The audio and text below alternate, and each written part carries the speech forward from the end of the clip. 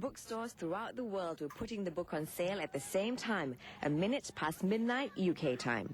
Inside the book are answers readers have waited long to learn, and their author J.K. Rowling and her publishers have labored, with mixed results, to keep secret. For many hardcore Pottermaniacs, the place to be was Waterstone's bookstore on Piccadilly in central London.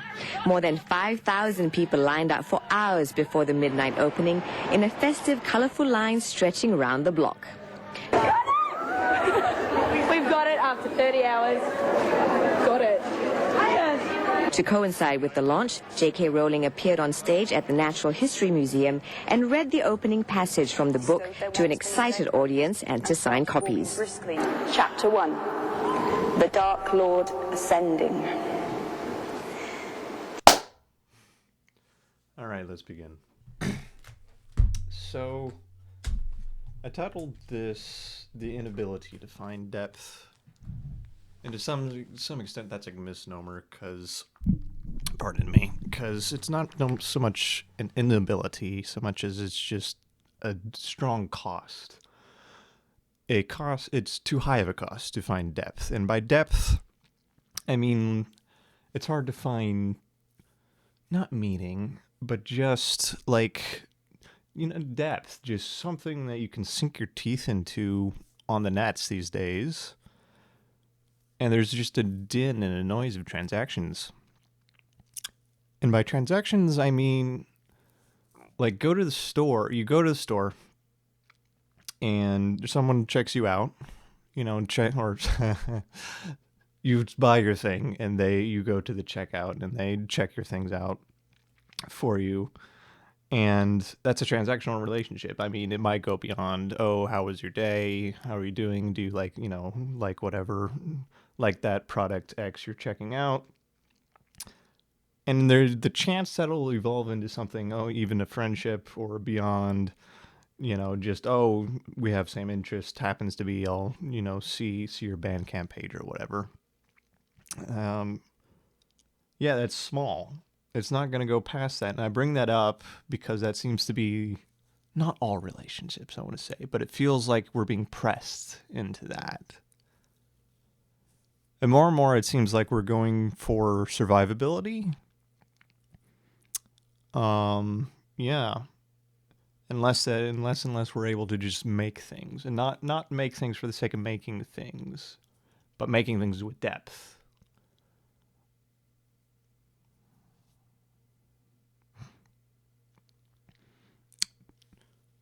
It's more output over viability.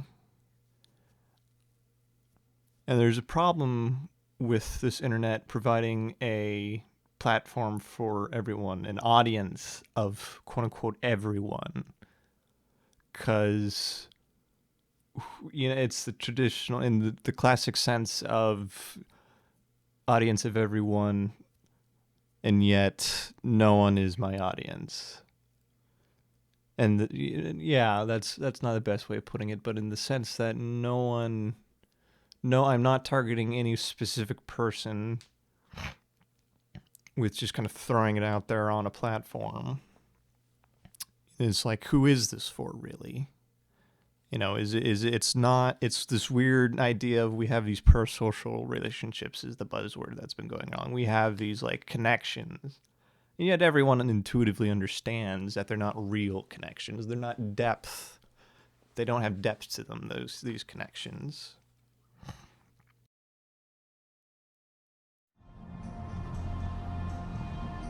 Halo 3. Midnight tonight. We're going to set up the TV, my monitor. It's going to be amazing. We're going right now to the grocery store to get all the junk food we can think of. I can't wait. It's going to be amazing. It will be amazing. We're going to finish the fight.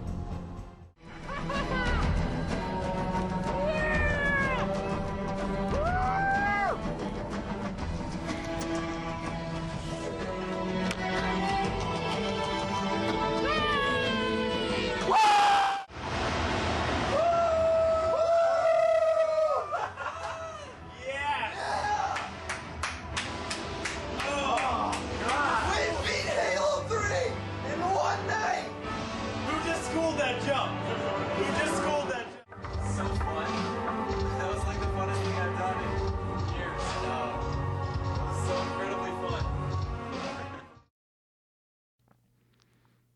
And there's a wilting of the special, if you will. That's kind of what I've seen recently, and that's sort of the motivation for this video, honestly.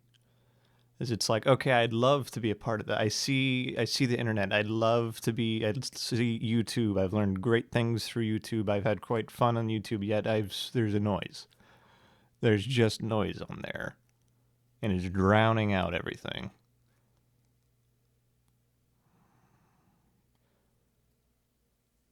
And what is special anymore? And specifically what comes to mind for me is Halo 3 of all things.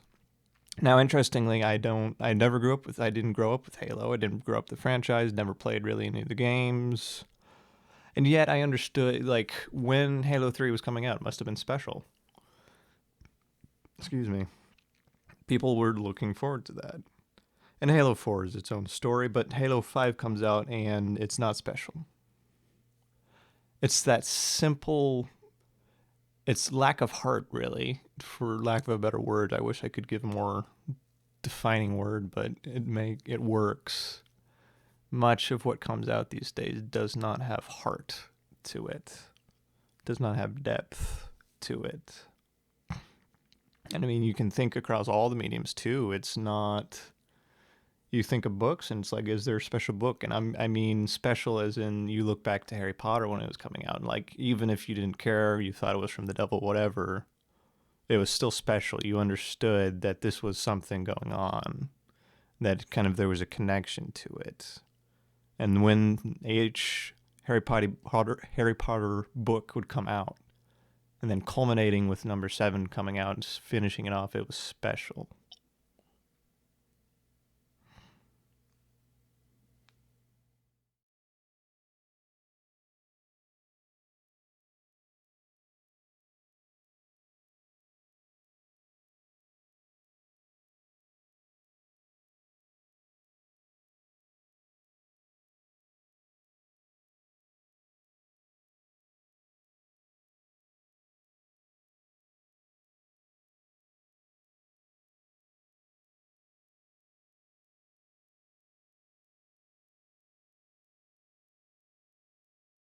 I had the great privilege of watching The Boy and the Heron in theaters with my friends.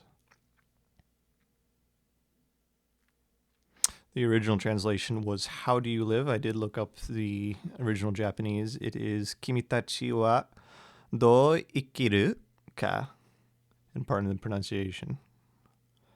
But directly translated, it goes something in, as far as I can tell from my research, yours by the way of to live/exist question. And I think we did miss something with that, with it being translated to just Boy and the Heron, because that by way of phrasing sticks with me. It ends on a question. That movie, the title and the movie itself, you watch it, it ends with a question, really. By how should we live? And it's interesting. I feel like it's almost controversial to ask it on the internet, but what is truly important? Or cringe even, because it's confronting people suddenly with a meaningful question. And it's a difficult question. I don't even know if it's appropriate to give a proper answer anymore on a platform for quote unquote everyone.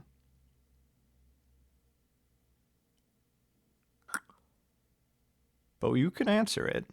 Look around the room you're in right now watching this video. It'll tell you what is important to you. If you look and you can identify the room around you. What is special to you in that room?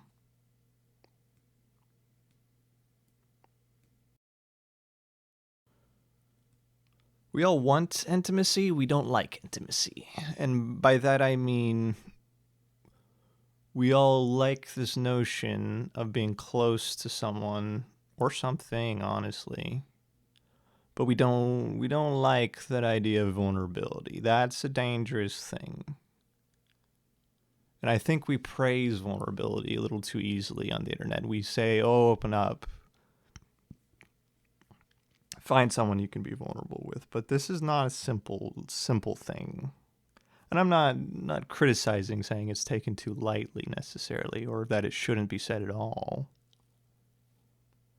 But I think we often miss the complications of vulnerability.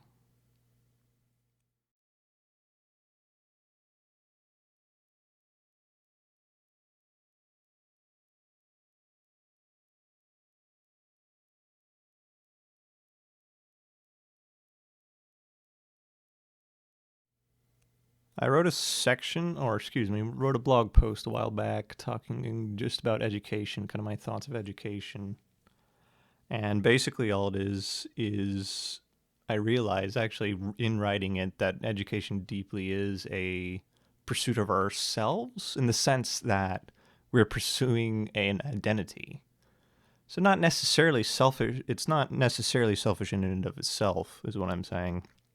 That education is a pursuit of the self, but it is trying to uncover who we are, if you will, what we're capable of. And that's a relationship, right? Education is making correlations. And it's like probably overly simple self. It's just making correlations between things. Where is their connection? And of course, we understand intuitively there's relationships with our teachers too. That's that's the big lesson really, is what we're learning, is this connection between two people. And honestly, that's what all education extends from. What is a relationship between people? And this is fundamentally what I've been learning through all my design, my self-taught design, just trying to learn programming, just learning, graphic design, UX. It's relationship. And I mean that with a capital R kind of relationship on the deeply fundamental level. All we want is a connection to someone else. And all design extends out from that very basic concept. We're pursuing ourselves and pursuing others. I put that in my notes, essentially.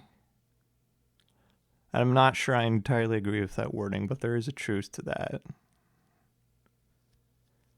And that the more we look at ourselves, the more we kind of lose ourselves, the more we look at others, and the more we kind of put into others, and that they put back into us, the more we're kind of becoming, if you will.